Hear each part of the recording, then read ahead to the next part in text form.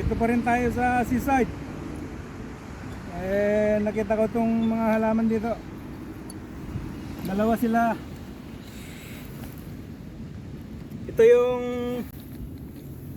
ribwort plantain.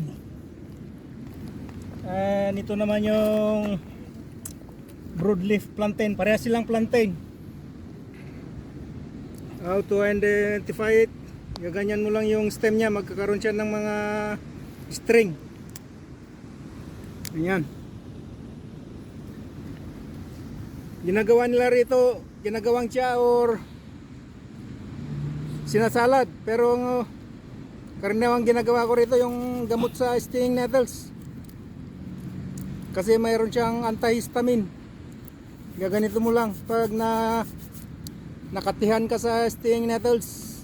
Ito ang irarab mo. Meron siyang antihistamine. Lagay mo lang ganyan.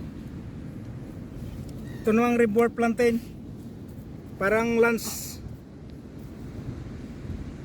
Kaysa dito sa broadleaf. Mas malapad tong broadleaf. Ang gamit naman dito, kinakain itong pamulaklakan niya. Ang lasa nito yung parang mushroom.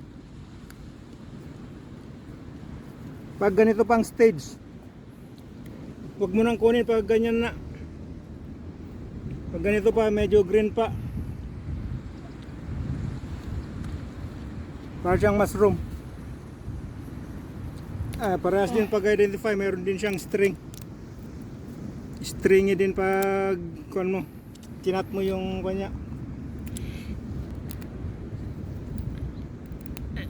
Yan, mayroon din siyang string. Anyway, parehas silang plantain. Saka meron pang isa na plantain dito sa makikita sa seaside, yung tinatawag nilang staghorn plantain. Kaya lang di ko makita. Okay ba guys, see you next time.